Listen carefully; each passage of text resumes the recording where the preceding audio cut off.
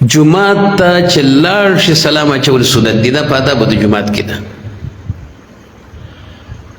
زمونږ په دې فقه حنفي کې په دې کتابونو کې دا لیکلي دي د شامي والا او د نورو چې په مونځ کوونکو باندې سلام اچول مکروه دي. دا خبره کمزورې ده.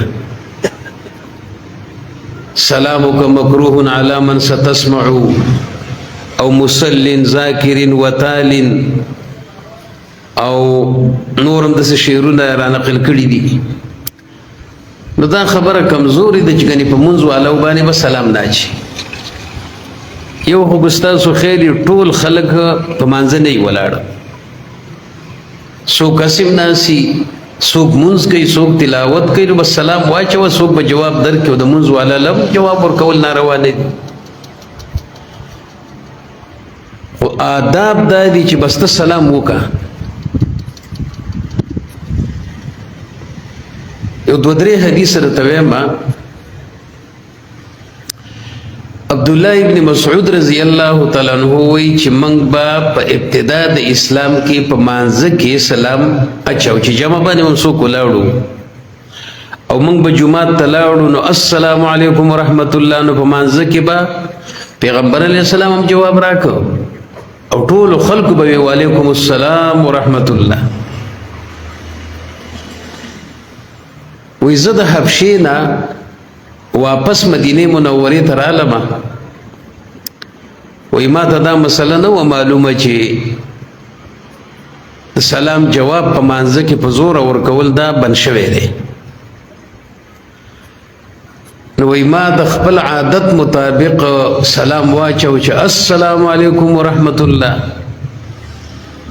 وی نبی صلی الله علیه وسلم هم جواب وانه غیسته رانه که او صحابه هم جواب رانه که.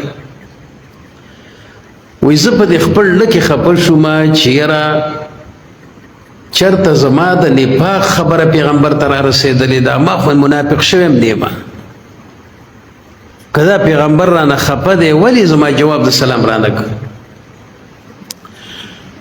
وی چې کله سلام وګرځېدو وی زه راوغوښتم چې راشه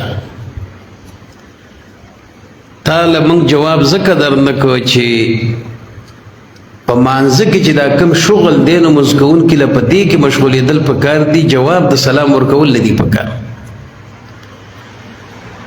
او دا په قرآن کریم کې الله آیت را لېږلی حافظوا علی الصلوات والصلاة الوسطى وقوموا لله قانتین. الله وایي چې مونځ کوئ نو خبرې به نه کوئ. بل حدیث دی نبی صلی الله علیه وسلم وایي چې الطواف بالبیت صلاة، د خانه کعبې دا طواف هم مونځ دی، د مونځ حکم یې دی. خو په طواف کې خبرې جایز دي، په مانځه کې خبرې صحیح نه دي. مونځ کې خبرې نه شي کولی او په طواف کې خبرې هم کولی شي. خو بل حدیث دا دی عبدالله ابن عمر رضی الله تعالی عنہ فرمایي چې یو ځل نبی صلی الله علیه وسلم د مدینه منورې نه قبا ته لاړی،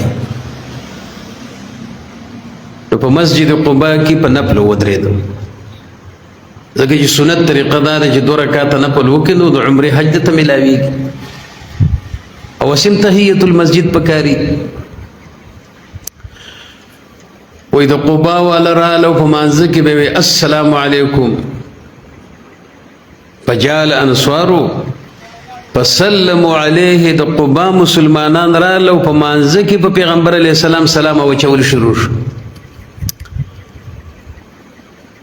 نو فقلت لبلال كيف رأيت رسول الله صلى الله عليه وسلم يرد عليهم. ابن عمر وی ما بلال ته وی چې ته خو د پیغمبر علیه السلام سره وی نږدې وی، پیغمبر علیه السلام به څنګه جواب ورکو؟ نو فقال وی بلال را ته وی چې یسلمون وهو یصلي، صحابه به راتلو سلام بیا چو او پیغمبر علیه السلام خپل مونځ جاري وساته. په بل حدیث کې 2 قسمه حدیثونه دي چې پیغمبر علیه السلام داسې جواب ورکړی دی په مانځه کې د سلام.